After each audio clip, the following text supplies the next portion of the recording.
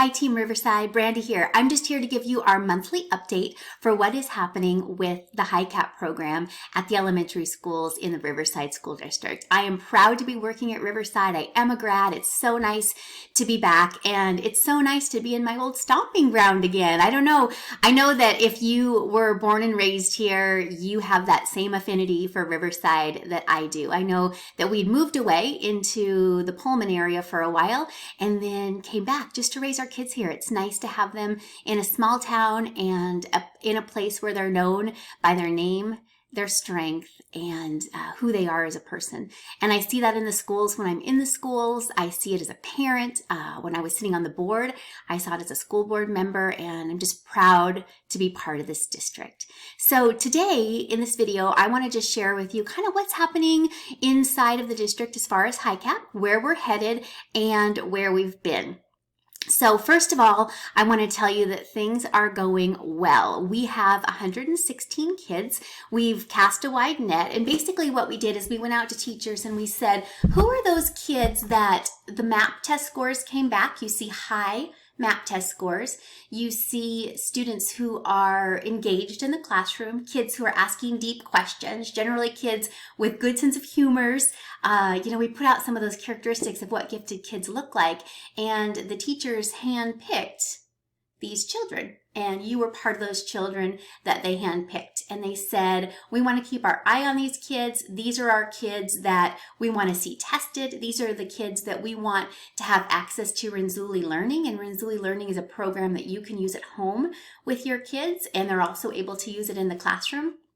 And these are the kids that we want to, like I said, just keep our eye on. We believe that they're either gifted or bright, and we want to take them to the next level. So I'm going to share with you today what we're doing with teachers, and then also those next steps with students. So I was brought on in November. I've been working in the schools, going on a listening tour with teachers, talking with principals, talking with Dr. Russell, talking with students, and finding out what we needed. And one of the big things that came up is teachers really wanted a resource that kids could work on in the classroom and at home that would take them to the next level. And so with all of the students that have been identified so far as these kids that we think are highly capable, we haven't formally tested them yet, with these kids we've provided Riverside Learning. So your kids can get onto ClassLink, they can get into Riverside Learning, they know how to do this, it's inside of their backpack in ClassLink, and they can use this program. I will be creating videos, more videos for you as families, so you can understand how to use the program, what it is,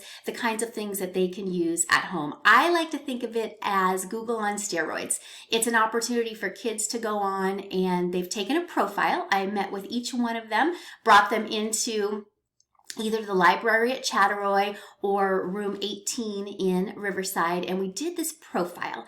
When you get onto Riverside Learning with your child, there are 3 buttons on the top. There's profile, enrichment activities, and projects. Take a look at that profile. You'll click on it, you'll go down to the bottom, and you'll look at the profile, and it'll tell you as a parent, this is how my student learns best. These are their interest areas.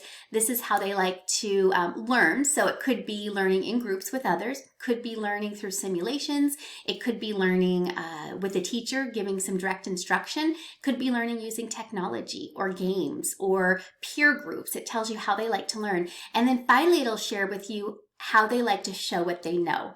And so that could be they like to use technology. They like to orally present what it is that they're learning. I know that with my little guy, he's always performing. Little guy, he's a high schooler. And he just orally likes to share what he knows. And so that'll show you as a parent and then as a teacher too, and as a student, those 3 components. And when kids work on projects, it's content, process, product. So content is what they're learning. Process is how they're getting there, how they like to learn. And the product is what they create. And one of the best practices that we can do with gifted kids is we can give them independent study projects. And so there's an opportunity to do that in the project tab in the upper right-hand corner. So with the teachers right now, I'm showing them how to use the tools inside of Riverside, and I will be showing you as well. I have a very active YouTube YouTube channel, and I'll make sure that I link it inside of today's newsletter. So please like that channel, subscribe to that channel. There's a community component behind that channel, and so let's definitely keep in touch there. I post videos mostly for parents, and also I post obviously things for teachers as well, so you can kind of see the things that teachers are working on too. But please like and subscribe to those videos. I'll make sure that they are available. Some of the newest that I'm putting together will be available in today's newsletter. One of the big theorists behind gifted education, the social and emotional side of gifted education, is Dabrowski. And Dabrowski did his research in the 1900s, and he is talking about kind of that social side, that emotional side of giftedness. And I've done a few videos. So one, gifted kids get misdiagnosed as ADHD because it looks like ADHD, but it's not for some kids. And so they may seem hyper, they may seem distracted, they may be constantly moving. You'll see those sensory issues with these kids who have the psychomotor overexcitabilities. I talk about the imaginational overexcitability, the sensual overexcitability, the emotional overexcitability, those that have meltdowns. The videos that I've created so far, I will go ahead and add them into this newsletter so that you can see those, take a look at them, like, subscribe, and begin to watch those so you can learn a little bit more about your children. Also, with our teachers, all of them are going to be receiving this book in the next week or so, and it's called Teaching Gifted Kids in Today's Classroom. So let me tell you a little bit about this book. So inside of Teaching Gifted in the regular classroom, strategies and techniques every teacher can use. These are easy to use strategies that your teachers can use to differentiate in the area of math and reading and writing, just to make sure that they're reaching those high-end kids. So they'll get a copy of this book shortly. We've also had an opportunity to work with them inside a PLC group. So I've been meeting with them one-on-one. I've been pushing myself into the classroom, pulling some kids out. It has been an awesome opportunity to be able to work with teachers around these strategies. And that has been a fantastic opportunity that I've had in the elementary schools. We're also going to be testing students. So we use the COGAT test. It's the Cognitive Abilities Test. It's a test that's oftentimes used to measure the giftedness and put kids inside of programs. And so all of the students who we have identified in this group that we were just talking about, these are students that are going to take that COGAT test, and that COGAT test is going to happen in March.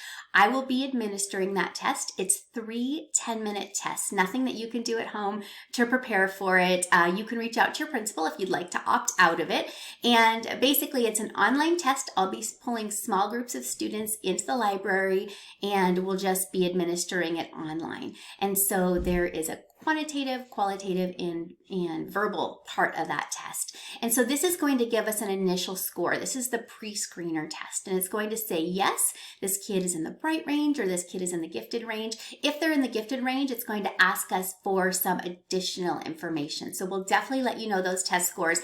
And that additional information is if they move into the gifted range, then we will give them an additional test. It's called a post-screener, and it is 6 additional 10-minute tests. So that's an hour-long testing window. We're going to do it with our K through 5 students, again in small groups, and then we will have a opportunity for you to have those test scores. You'll have those test scores at your conferences in March. We'll go through those with the teachers. The teachers will explain those to you, and then from there, then we'll have identified who are our bright kids and who are our gifted kids. And then this way we can offer services based on what they need. So that's where we're headed in March. Every month I'm going to be providing you this newsletter. Inside of this newsletter, it's going to be, like I said, video heavy. So there'll be some videos in here. There'll be some strategies, things that you can use. We'll be looking back of where we've gone and then looking forward of where we're headed. So you'll have that information as well. I'm also going to place inside of here a couple things. One, a parent has stepped forward, Mrs. Hunt, and she said, if anyone wants to get together to do play dates, I'm happy to be the contact person. So please, if that's something you're interested in, getting these intellectual peers together, feel free to reach out to her and she'll be available to help facilitate that. And then secondly, I also want you to have the opportunity to reach out to me if you'd like to. So I will put a link inside of the newsletter. If you want to set up, a 15-minute call that we can just connect with one another, I would love to do that as well. So I will put out some time that I'm available for those calls, and you can just schedule them at a time that works for you. Usually during the day, Tuesdays, Wednesdays, and there may be some other days in there as well. So hopefully that we'll have an opportunity to talk as well. And then next month, I will give you some previews of what's to come next month, the parent night that we're going to do in the spring, and then where we're headed next year. So thank you for trusting me to walk along with your teachers as a member of Team Riverside. I know it and love it, and I'm really getting to know your kids, which has been fun. So again, I appreciate the honor to be working with you, and I look forward to meeting you and working more closely in the future.